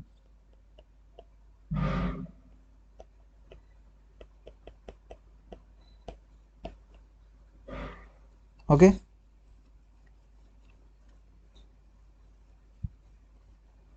right? So this, you know, like this we can write. So these relations are this relation of sine phi with sigma 1 and sigma 3, these are coming from the geometry of the Mohr circle. Okay, so I suggest that you remember these relations. These are important relations actually. So these are the relations, right? Now what we can do is that we can write sine 30 degree.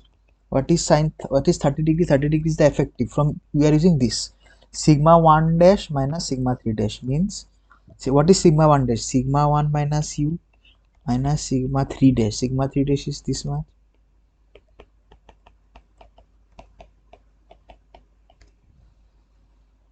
This one you can write. So 160 minus u minus 100 minus u by 160 minus u plus 100 minus u. This is half. Now if I do the algebra here, I will get 2ic equal to 260 minus 120. So u will be 70 kilonewton per meter square. Okay, so we got the pore water pressure at failure. Okay, we did not have to use this thing, we just use this and determine.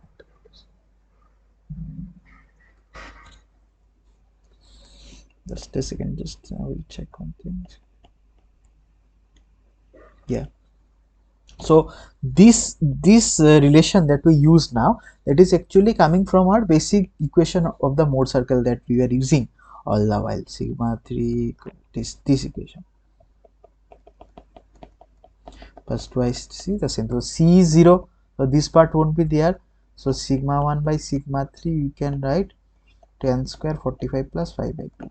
So this is nothing but 1 plus sine phi by 1 minus sine phi. From here we can actually determine this, right? So sigma 1 plus sigma 3 by sigma 1 minus sigma, sorry, minus by plus will still give me sine phi. So that this equation that you are using, this equation that we are using actually came from our original equation. Okay, so this was pretty very easy. Just using the basic concept, we could determine the pore water pressure at failure. Now let us go to the next problem. In the next problem, the effective shear string parameters of a completely saturated clay are given. So effective parameters are given. A sample of this clay was tested in U test under a cell pressure of 180 and electric stress at failure was this much. Okay, in U test, what was the value of the pore water pressure at failure? Okay, my C dash is given, my phi dash is given. Okay. And U test means total parameters, right? So cell pressure is my this, and deviatic stress is given. So from deviatic stress I can get sigma 1 total parameter 180 plus 100. Now let us write, we have to determine the pore water pressure at failure. Okay, now same equation, we all see, all for all this we are using the same equation. That in the previous problem my C part was not there, so it just simplified to this relation. Okay, C was not there, so it got simplified to this. Now C is there, we have some value of C, so you need to use the full equation, nothing but C1 effective. Where I see, I am writing in terms of the effective parameters. Okay, please mind, I am writing in terms of the effective parameters.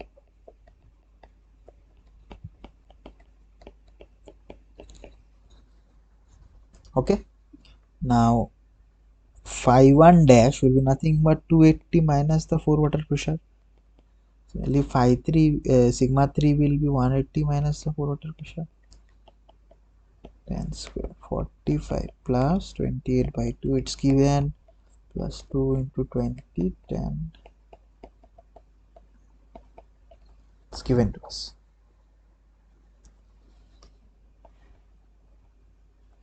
Okay, so now let us, we just need to solve this thing else. 10 45 plus 40 2.769 plus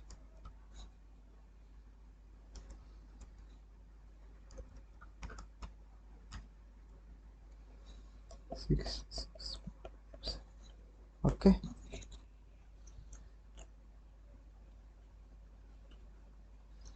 so if we solve this, then we can get the E value as U value as U is equal to 161.10 kilometer per. Okay, so everywhere we are just using this, the main basic equation. Just you need to mind of what you are using, effective parameters or total stress parameters. Okay, that is very important. So we got the pore pressure at failure.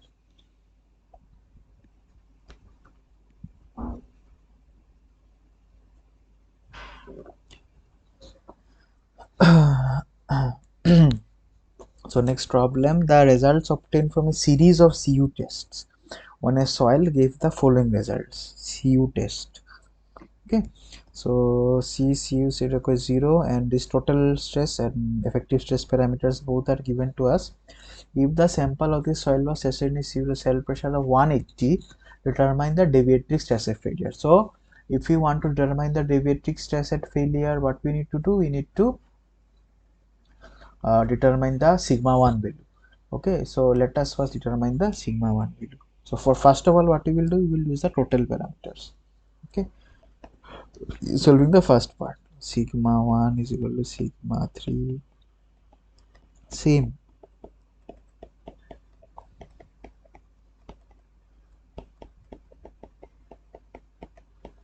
So this is 0, right?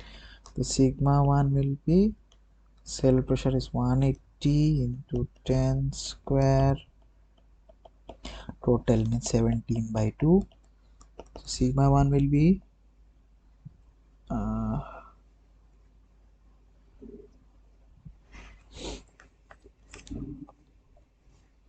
how much, 180 into 10 40 by 2,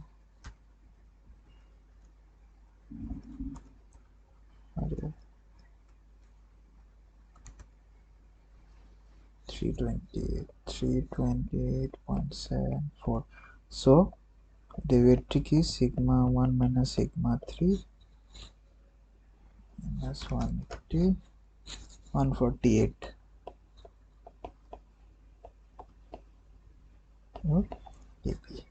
Okay, so this one is solved. Next, pore water pressure at failure. So for pore water pressure at failure, we need to solve it exactly the same as problem number 8. Okay,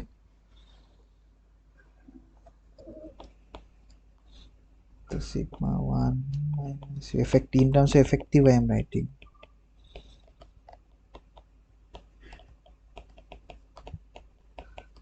C is 0, right? C is 0. So sigma 1 minus u, this sigma 328.74, 180 minus u, 10 square 45 plus, what is 5 dash?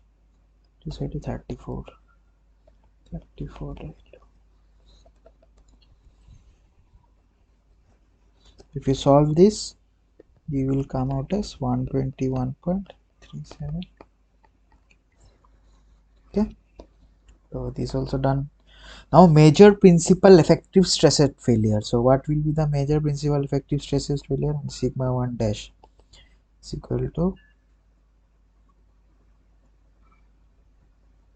sigma 1 minus u is 328.74 minus 0.37, think about 558.63, and then we have to find the minor effective stress at failure. Sigma 3 minus u, 180 minus 121.37 will give me, sorry, 328.74 minus 121.37 is 207, I think. Uh,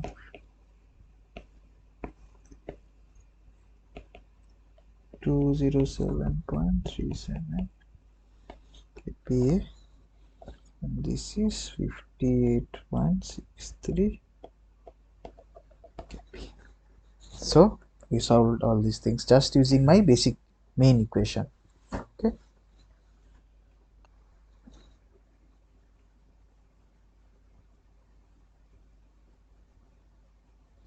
let's go to the next problem now.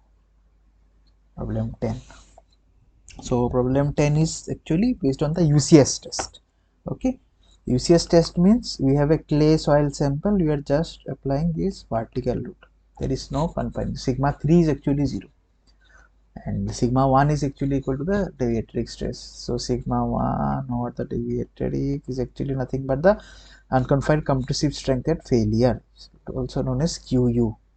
U is written because it's undrained, fast, very fast this test is occurring, right? So undrained, so it's QU. So my equation is actually equal to QU by 2. So when an UCS test was conducted on a cylindrical soil sample, it failed under an axial stress of 120 kPa. The failure makes an angle of 50 degrees with the horizontal. Determine the cohesion and angle of internal friction. So we have sigma D is equal to 120 kPa, and we have theta is equal to 50 degrees. Okay, so if we have theta, we know theta is equal to what 45 plus I by 2.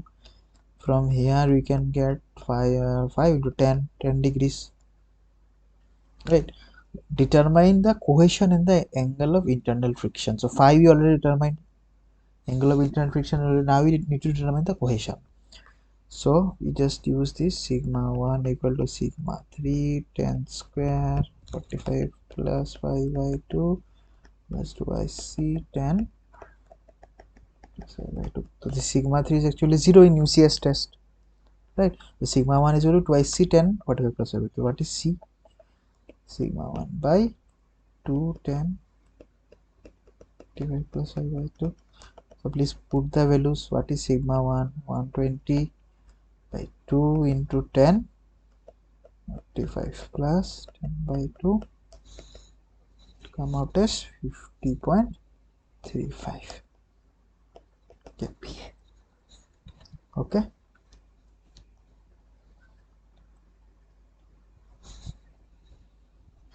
and so in this c is equal to q by 2 only, or c is equal to sigma 1 by 2 only when my phi is equal to 0. If phi, there is some phi value, this is not actually not valid. For perfectly say for perfectly cohesive soil, that is phi is, when we know that phi is equal to 0, and we know, say you know that for your soil phi is equal to 0 and you know the UCS value, uncompleted, then you can directly find this equation as UCS divided by 2.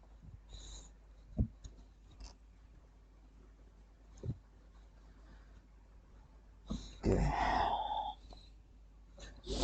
Okay, in a UC test, the sample of clay 100-meter long, 100 mm, it will be mm, sorry, right, meter. 100 mm long and 50 mm in diameter fails under a load of 150 Newton at 10% strain. Calculate the shearing resistance taking into effect of change in cross section. Okay, so as we apply load in UCS, the cross sectional area will obviously change, right, because the soil will deform. So as there is some strain, the axial strain, this actually changes. The area of cross section actually changes. So we need to determine the change in area first. So my axial strain is given at 10%, nothing but 0.1. Now area, final area is given by initial area by 1 minus this. Okay, so what is my initial area? Pi by 4 into 50 square, or in cm if I write, it will be 5 square divided by 1 minus 0.1 by 2, it will be 21.82 centimeter square. So I know my final area. Now it is failing under a load of 150. So my UCS, unconfined compression strength, UQU, will be 150 divided by 21.82. Okay, that is 6.87 Newton per centimeter square. Okay, and calculate the shearing resistance taking into account the effect of change. Okay, so now I need to calculate the shearing resistance. Right, so what is my shearing resistance? C plus sigma 10 phi. Right, so this is for clay. We can assume, for this case you can assume my phi is equal to 0. If my phi is equal to 0, my shear strength is nothing equal to my equation. And what is my equation? My equation is nothing but Qu by 2 equal to 6.87 by 2. Right, 6.87 by 2. So if I convert it to kilonewton per meter square, it will be 34.35 per meter square. Okay.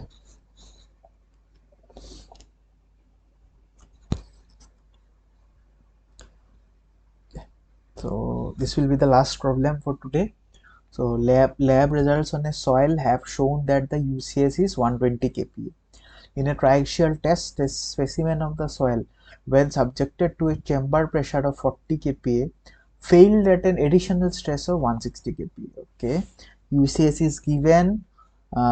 See, UCS QU is given as 120.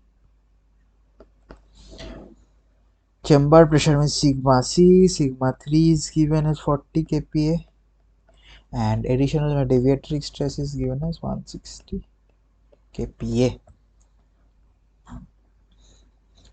Estimate the shearing strength of the same soil along a horizontal plane at a depth of 4 meter in a deposit. Okay, so C and 5 values, 5 value we need to determine, right? C and 5 values. So from in UCS test, we consider my this sigma 3 is 0, right? So from there I will get one equation I can get, right? So sigma 1 is equal to sigma 3 10 square by 2 plus 2c 10 45 plus 5 by 2. For UCS, sigma 3 is equal to 0, right? So if I write sigma 1, my sigma 1 is nothing but 120. So 120 is equal to sigma 3 is 0, 2ic 10 45 plus 5 by 2. From here I get one equation. Another equation I can get from my triaxial test. So sigma 1, what will be a sigma 1? Sigma 1 will be 120, sorry, 40 plus 160, so 1 for 200. 40 plus 160 equal to 40 n square. 45 plus 5 by 2 plus 2ic 10 plus 5 by 2. Now these cell 2ic plus 2ic 10 45 plus 5 by 2 I can get from here equation 1, which is nothing but 120. So 200 equal to 40 10 square plus by 2 plus 200 from 1.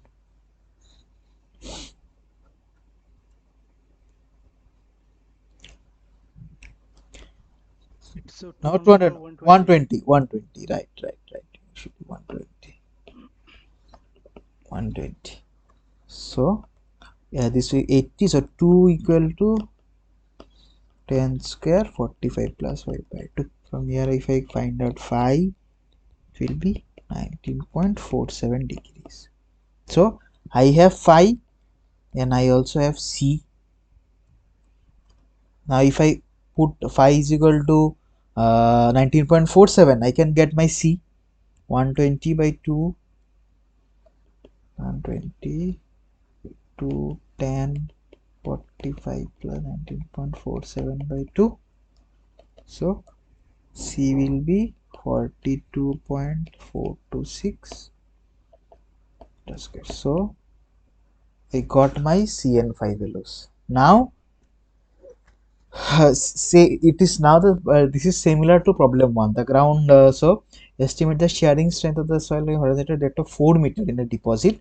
The groundwater table is a depth of 2.5 meters. So this is the soil 4 meter. At here we have the groundwater table. Sorry, 2.5 meter, right? This is so much. This is 2.5 meter. D is given to us. D 17.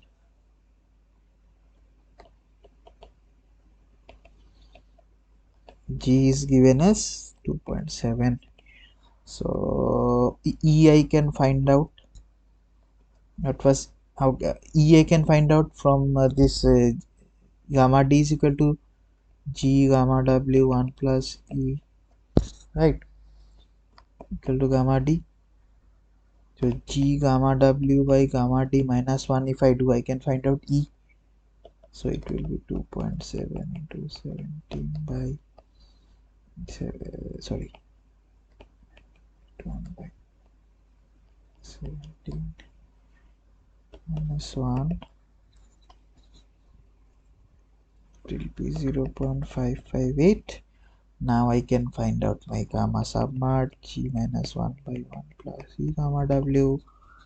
This will come out as 10.7 kilonewton per meter cube. Now let us find out the effective stress here. Effective stress will be 2.5 into 17 plus 4 minus 2.5 is 1.5, right? 0.5 into 10.7. If I do, it will be what is 58.55. Just go. Now if I want to find out the shear strength, it's nothing but C plus sigma 10 5 to 6. C, what is C? C is 42.426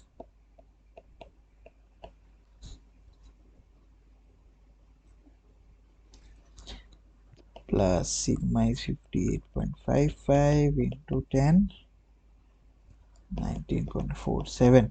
So my shear strength of the soil will come out as 63.125 ton per meter square. Okay, so this was also pretty simple. Same, using my two equations, using the same equation I found out C and phi, and then I put the C and phi in the use the C and phi values to determine my shear strength. Okay. Okay, so with this we will end So thank you. I hope it. Yeah, yeah. I Okay. hope it was clear. Yeah. Yes, yes, clear. Okay. Okay. Thank you. Good night. Okay. Good night.